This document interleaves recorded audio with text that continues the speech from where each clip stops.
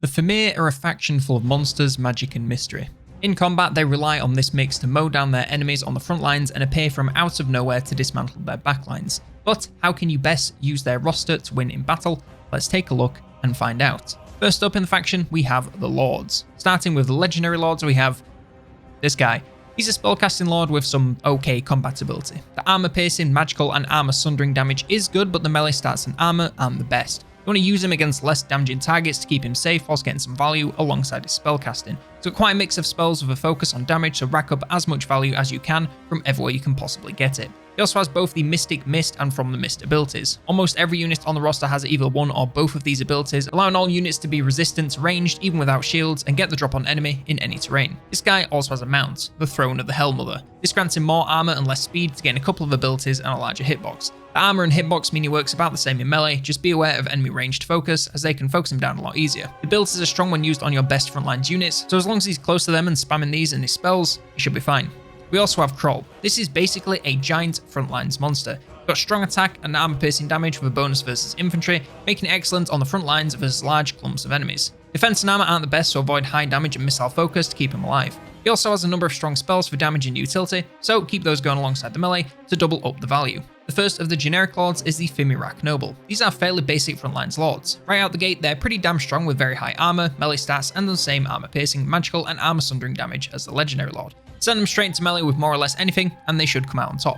For their mounts options, they have the Bog Beast. This improves everything but leadership and gives them a huge hitbox. Now use them to attack backlines, high value targets like artillery and ranged units. They're still great in the front lines, just be cautious of ranged focus and getting surrounded. And lastly, we have the Dirac Elder, and these could come with the lore of fire, beasts, death or shadows. Quite similar to the legendary lord, but a little weaker in most areas. They can be used quite similarly to get in some light combat against anything with low damage. Mostly focus on that spellbook no matter which lore you choose and send them into melee if there's a good matchup for them. Coming now to the heroes, first up we have the Fimir. This is basically a smaller shielded Fimir Noble. Still a great frontlines battler, but a little less damage and tankiness in melee. Can still be used pretty much the same to fight anything in melee and normally come out on top.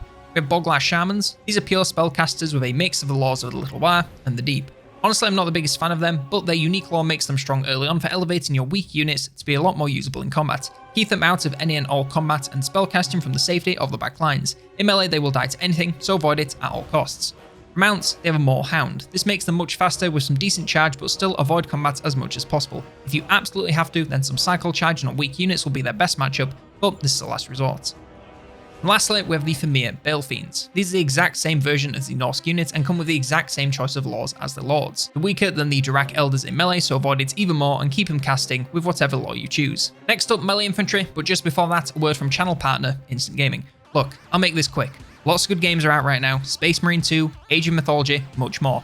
Don't pay full price, save yourself some cash and get them from Instant Gaming. All the latest and greatest games at the best prices wherever you want them. Check them out at the link below and treat yourself to some cheap games. Thanks to Instant Gaming, and now back to the video. First up from the melee infantry, we have Boglars. These are extremely weak early game infantry meat shield. They're not really here to deal any damage of their own and are instead there to hold enemy units still whilst other units come in to do all the real damage. Their defense isn't awful for such a weak unit, but they'll still run off at the first sign of danger, so get support to them quick and make the most of their meat shielding before they run off. Poison is a nice touch to weaken whatever they're fighting, but the chance of them getting much value outside of this is pretty much nothing. Shirls actually drop some defense from Boglars, but aside from this, it's improvements to everything but speed. These are still a bit of a meat shield, but now they've got some actual stats to go with it. Their damage isn't amazing, but against weaker early game units, they'll at least hold their own. Of course, providing them with support is the way to go, so bring missiles and monsters to take out hostiles fast and keep the army moving forward. Fim warriors are a huge step up in everything but speed and weapon strength. These are the endgame defensive frontline of the faction with some very high melee defense,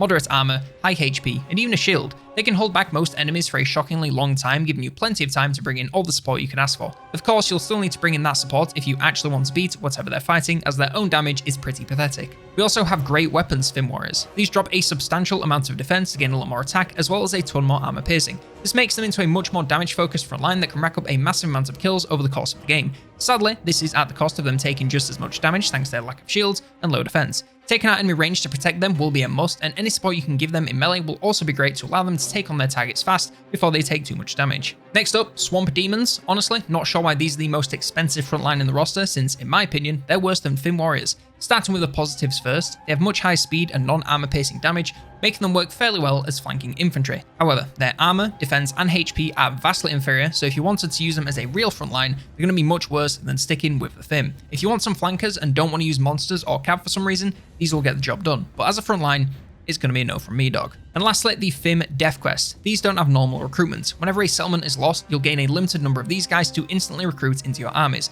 They're a little like flagellants in the sense that they have unbreakable leadership, so will fight to the death despite their low defensive stats. They're okay versus less armored targets, and that unbreakableness does make them great at holding enemies in place for a very long time. However, once Fim Warriors are unlocked, I wouldn't really bother with these guys that much, since they're just worse at these same sorts of jobs. We have the one and only ranged infantry unit, the Shirl Scouts. These are a deceptively strong unit. Their missiles deal a good chunk of non-armor piercing damage with a bonus versus large. Focusing these on single targets can bring them down in no time, especially if you can make the most of that bonus.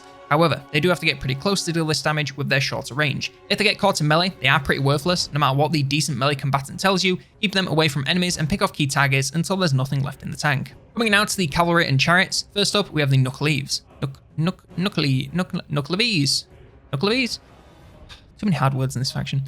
These are some of the few demonic units in the faction, which is a bad thing no matter what CA tries to tell you. Stats wise, they're decent flanking cav units with strong speed, charge, and melee stats, making them strong on impact as well as the following sustained combat. They're not too squishy, but with no shields, low armor, and only 20% physical resistance, they are fairly vulnerable to being focused, so taking out ranged threats and not letting them get surrounded is the way to go to keep them alive. Get them flanking ranged units or on the backs of the front lines for massive value, just don't let that leadership go down, otherwise they'll fall to pieces. Literally. Next, the Feral Bog Beasts. These are also not available through normal recruitment, and as far as I can tell, the only way to bring them into battle with the faction is the battle ability. Anyway, they're a little bit like the Brood Horrors from the Skaven, but there's a lot of them. They're extremely fast and have some great charge and damage, making them devastating cycle charges. Their melee stats are okay, but a little low, making sustained combats against anything that can fight back a teeny bit risky, especially with their low leadership. Get them flanking ranged and then charging the backs of the front lines, and they'll do great. Lastly, Bog Beast Raiders. These are a very minor upgrade with some armor, a tiny bit more attack, and some charge. These can be used basically the same as the Feral version, only now they're even better at charging, and are a little more tanky to most forms of non-armor piercing damage with the increase to armor. Not much more to say than that, just the same, but better.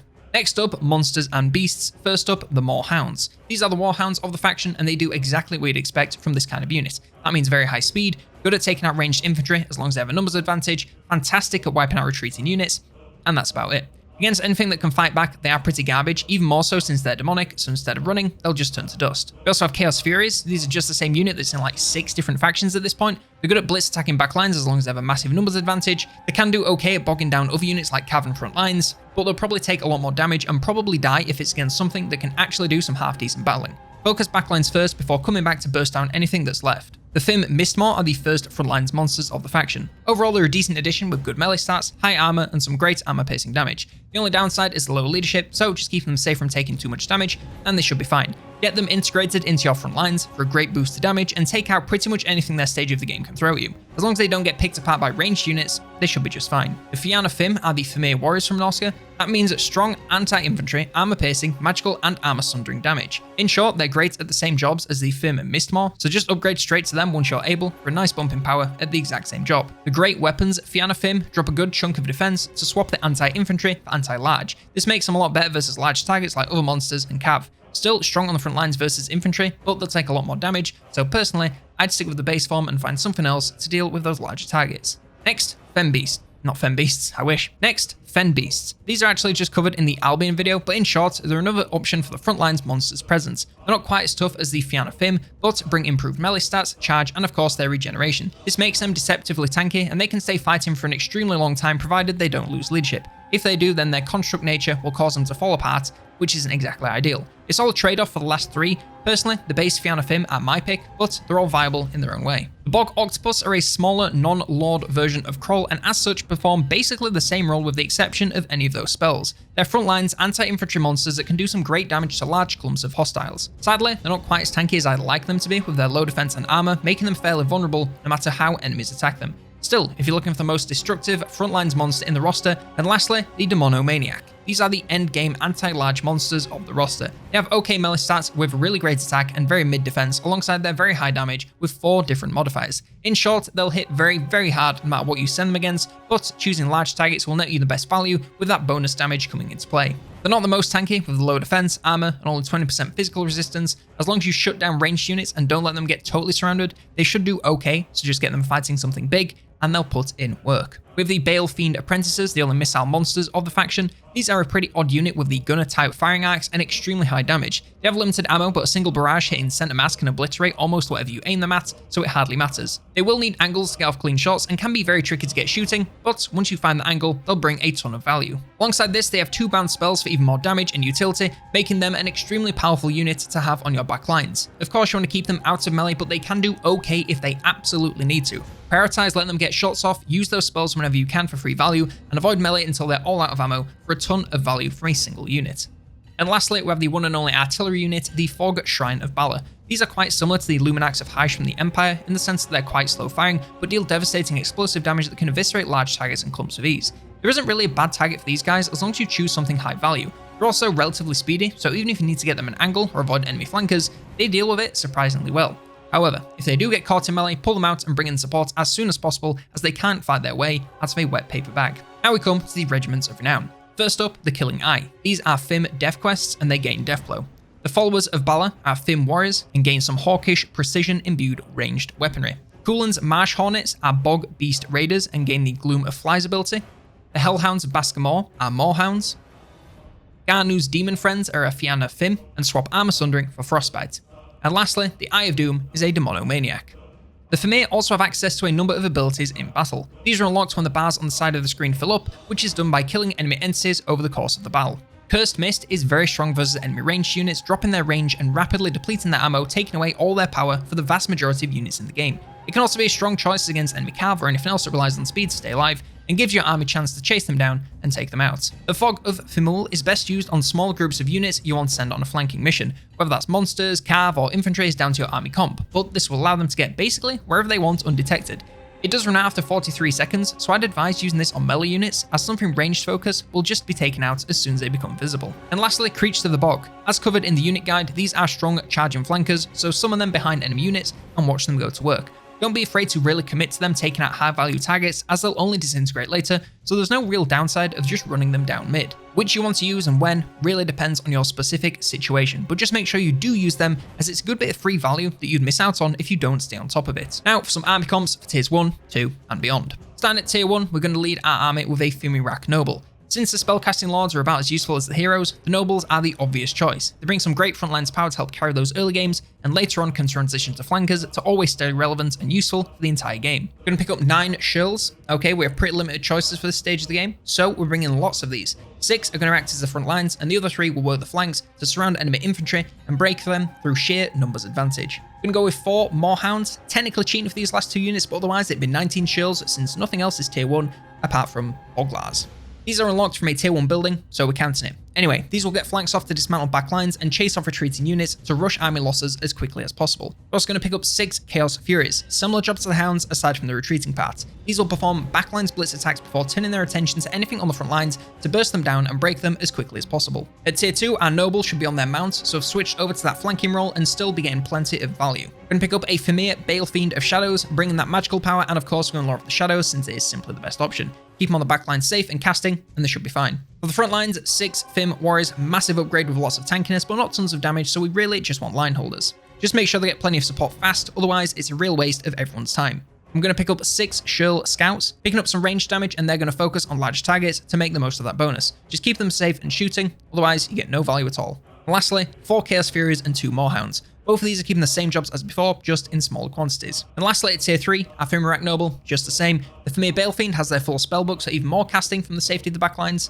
Front lines, exactly the same as before, 6 Fim Warriors. We're grabbing 2 Bog Beast Raiders. These are going to work with the Lords to get on the flanks and take down backlines before coming back to charge the front lines. We're going to grab 2 Bog Octopuses, bringing some monstrous power to your front lines to deal great damage to infantry, and 2 Demonomaniacs, same as the Octopi, but now focused on large targets like any cav or monsters on the enemy side.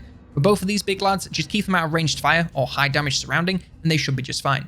For ranged, we're going to pick up 4 Balefiend Apprentices, much improved firepower, if a little tricky to use. Try to get them angles and focus fire those key targets to get the most bang for your buck. And lastly, 2 Fog Shrines of Valor. Similar to the Apprentices, just really focus on those single entities, preferably in the middle of enemy infantry, to make the most of that explosive power. And lastly, a few closing words about my thoughts and feelings on the factions roster. The Fimir roster is a small one, but that comes with the benefits of most units getting some use over the course of the game.